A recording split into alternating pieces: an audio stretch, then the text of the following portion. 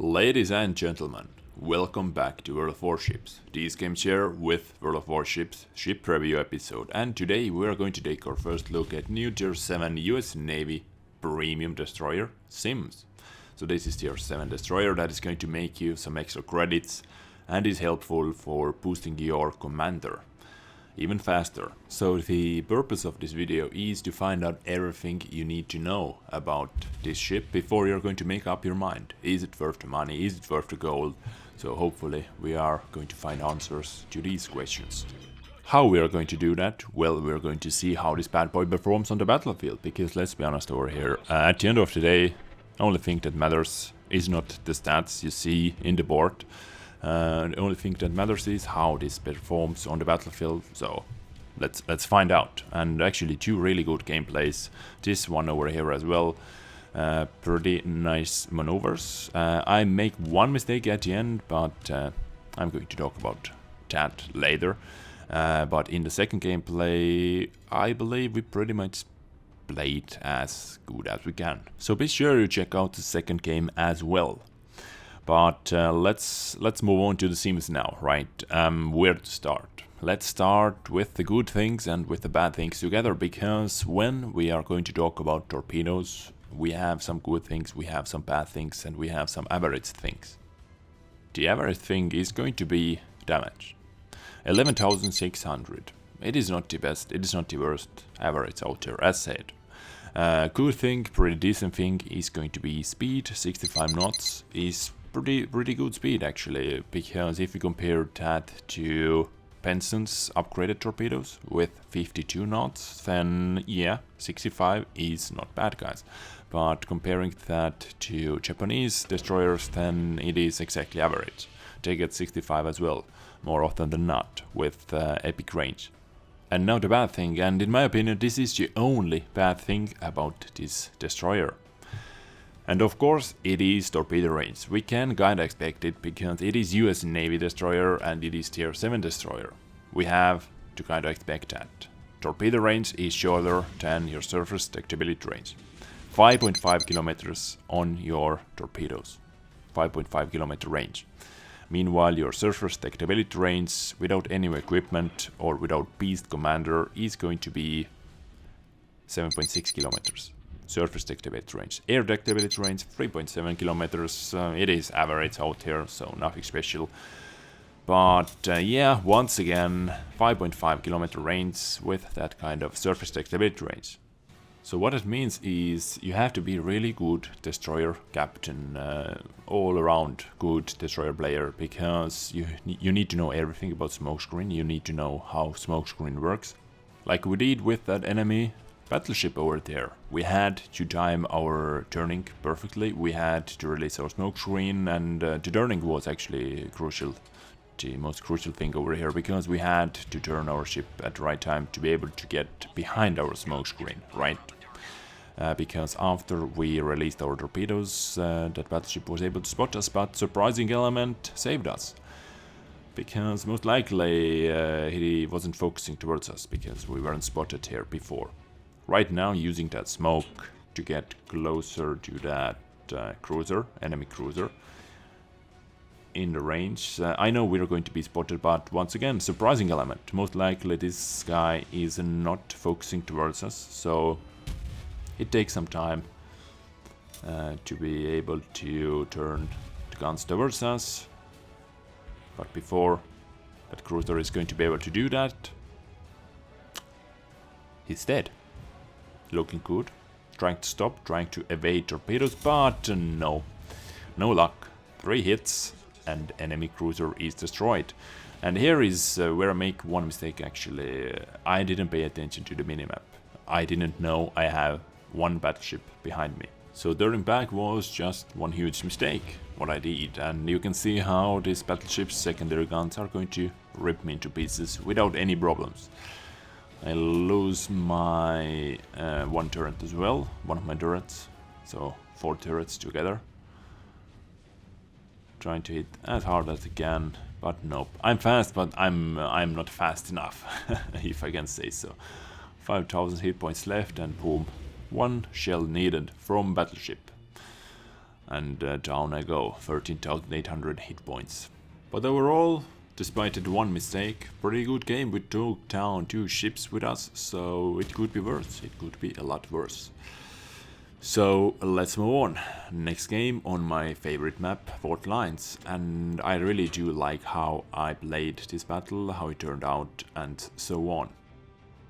Before we jump into any further action, I have good news for you. If you don't have World of Warships closed beta access yet, then I'm going to be able to give away few codes. So all you have to do for that, leave a comment underneath this video, subscribe for more action, and if you enjoyed the video, leave a like as well. In the comment section you can name few ships that you would like to see in the game that are not in the game yet. Would be pretty interesting to see what you would like to see in the game as well. But most likely going to draw winners next episode, in my next World of Warships episode, so it is going to be in about 2 or 3 days. I give some time to enter, no worries at all. Going to draw winners from the comment section, so if you left one comment then you're able to win. But leaving a like and subscribing helps a lot as well. But I believe it is time to move over to the next topic, and this is prices, how much you have to pay and what you get when you buy sims from Premium Shop. Why it is perfect topic to move over, because right now when you buy one ship you are going to be able to get access into the closed beta test as well, if you don't have access already. So we have 2 options how you can get sims into your board.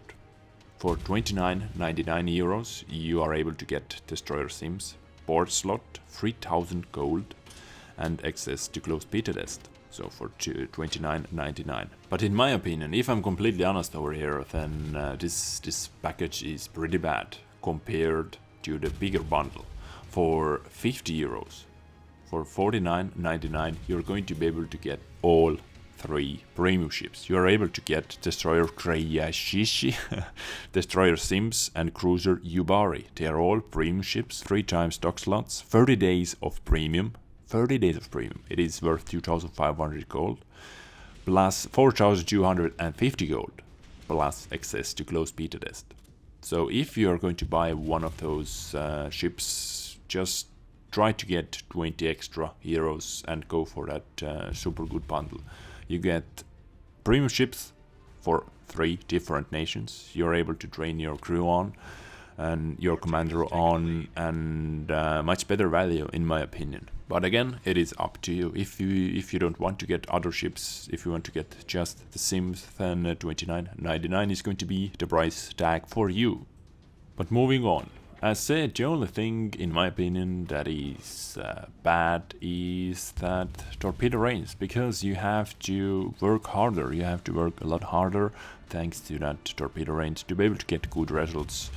But all the rest of the things on the ship is pretty good. Firing range 12.9 kilometers without any buffs. AP zero damage 2370. But as said, maybe just my luck, but I haven't seen a single penetration versus battleships with my AP shells. Versus destroyers, versus cruisers, as you can see, AP is doing really good work, versus aircraft carriers as well. But versus battleships, yeah, not so much. Now the best thing about Sims is actually the speed. 39 knots. It is ridiculously fast, it is ridiculously nimble. On the actual sea you're not going to be able to see, or you're not going to be able to achieve exactly 38 point something knots, but still your wiggle skill is going to be extremely high. And if you're going to use that minus 20% your rudder shift time, you are going to be able to push that 3.5 second rudder shift time down to, let me see, what is that, 2.8 seconds? Down to 2.8 seconds from one side to another, rudder shift time, 2.8 seconds. Do you know what that means? That means what you gonna do with the big fat? Wiggle. Okay, I shut up now, but you get the point really. You just see, I'm trying to demonstrate that to you. Well, actually not here. Oh yeah, at the end, I tried to demonstrate that to you. Right now, just trying to hit that fuser with AP shell, and just take a look. This is exactly what I was talking about. No penetrations. I haven't seen a single penetration. 89, 89, 89, 89. Fuses shells on the way. Still trying to close the gap a bit more because my torpedo range is 5.5 kilometers. Getting closer, soon I'm going to pop my smoke screen. 706 damage with HE shells. Yeah, this is what I'm talking about. No more 89 damaging hits. There's just no reason to fire AP shots. Because it doesn't work. But guess what is going to happen? I get disconnected. And I believe that this connection saved my ass. Because when I came back, I was inside my smoke. That fuser didn't spot me anymore, and I was able to release my torpedoes from the smoke, inside the smoke, in the shadows. Trying to wiggle dodge now. Now this is where you have to work with your wiggling skills, where this is going to help you. Boom, boom, boom. Come on, more. 5 hits. 5 hits, but it wasn't enough to take it down. 5 torp hits. Few of them seems like it got pretty low rolls, sadly. Because with 5 hits, my maximum damage is 55,000. But we didn't deal 55,000 damage there. Now just waiting for my torpedo reloading. I don't want to open fire, because seems like this guy is still aiming towards us. Yeah, still is aiming towards us. Wait, not anymore. I was waiting for that. I was looking at the guns. 89 damage with HE shells and took down the gun, and this is what we can do with HE shells. AP shells just trying to test it out once again. 178 with 3 shots, with 3 hits. 178. Still trying with AP rounds. 1 hit. Did I see 89 again? Maybe. I don't know. Anyways, something really slow. But let's move away. I'm not going to chase down that fuser, because that fuser needs only 1 more accurate hit, and I'm down. And I'm down. Trying to make something critical. Trying to damage something critically. Because nothing else to do over here. And we spot enemy battleship. Same story, most likely this battleship is defending their aircraft carrier. So, time to move away. Let's just move away over here. I'm not going to chase this guy down. I have only 1 smoke screen left, so I have to use it wisely. Sailing towards enemy Nagato is not going to be a good idea. Just because of the secondary guns, as you saw from the previous game.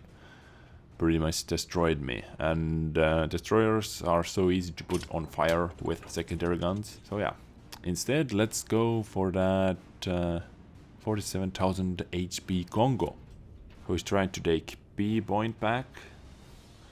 But let's help our Fuso to defend it, because Fuso is down to pretty low HP right now. So let's try to help this guy out. Smokescreen up, just in case. But actually, if I'm thinking about it, then we didn't need a smokescreen right now. Yeah, so just a little mistake. Giving it a little more lead. Just in case. Every single torp should be a hit. Boom, boom, boom, and just, oh god, just beautiful. Don't you enjoy that? Enemy battleship sunk. Music to my ears. And music to my eyes as well, if you see torp hits like that. Those torpedo booms are boom, boom, boom. are epic. Now, that fuser is down. We defended P. Nothing else to do. If you're looking at the score right now, we have 800 points. They have 400 points. To be able to get more damage, is we have to go full YOLO. We have to go full YOLO towards that Nagato we avoided before, because if you look on the minimap, if you take a look at the minimap, then you see that enemy Fuso, he's sailing away, so no reason to catch that dude. Let's try to hit that Nagato instead. Closer target, 840 points. The main question is, are we going to be able to get here in time? Torpedoes are up. Don't ask me why I'm not firing at that Nagato, because that Nagato's attention is on our battleship that we can see on the minimap as well. But that battleship is going to be wrecked soon, because enemy aircraft carriers, torps on the way, bombers on the way, so most likely this guy is going to be on fire and so on. But right now we can see that Nagato, yes, he started turning. Look on the minimap. I'm going to use that hill for cover. I don't have smoke screen. My only chance is to surprise that Nagato, to be able to get a few torp hits maybe. But if this guy is going to turn towards us, then hitting is going to be really hard. Turning ships, and ships when they are facing towards you, then it is really easy to dodge every single torpedo. So let's try to do something over here. Going to use cover for as long time as I can. 5.5 clicks right now. We're in the range. Okay. Should be at least 4 clicks. 4.9, 4.8, 7. We have to go for it. 4.9 clicks away. We have pretty fast torpedoes, so let's try to do whatever we can. And now you can see the wiggle skills you are going to have with this ship. Right now, actually, when I was playing this game, I had my Benson screw on it, but without any equipment. Both games were played without any equipment, in purpose, by the way. I just wanted to see how this ship is going to perform. Pretty much stock. Now trying to wiggle, dodging secondary guns, because those are secondary guns firing towards me. Main battery. We were able to dodge. Right now it is just up to RNG if we are going to be destroyed or not. What do you think, guys? Are we going to be able to win before we get destroyed? 483 HP left. Come on. One more point to go. And what do you know? Pretty much the most beautiful finishing screen I've ever had. Look at the background. That Nagato was able to destroy me just a split second before we won the game. Pretty crazy. But the score, as you can see, 2307 raw experience, guys, is not bad, really. And the amount of credits I received is just crazy as well. If you look over here, 429,000 credits received. Not bad. Not bad at all. But guys, I believe this is it. This is Tier 7 US Navy Destroyer Sims. Premium Destroyer Sims. Is it worth the money? Is it worth the gold? In my opinion, for me personally, yes it is. Simply because I've had so much fun. Really. A lot of fun playing with these Sims and making me a lot of credits. So it is doing its job. Its job is to make me a lot of credits. I'm happy so far, and perfect way to train my charge powers as well. Now, one thing you need, if you're going to train a separate crew for your Sims, then one thing Sims dude needs is smokescreen, because thanks to that spotting range, surface detectability range, and thanks to torpedoes range, you rely on your smokescreen a lot. Smokescreen is going to make you a lot of credits, that is going to give you a lot of damage with torpedoes and so on, because the main battery unit, weak really, works only versus cruisers and other destroyers, and carriers as well. Okay, so yeah, it is not only working versus battleships, but battleships are due beast for that as well. you need torpedoes for battleships. And smokescreen, so you can hide from their secondary fires.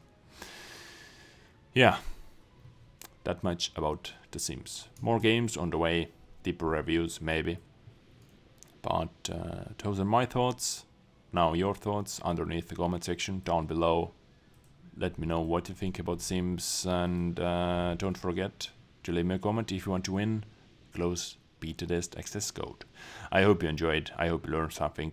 Take care and bye.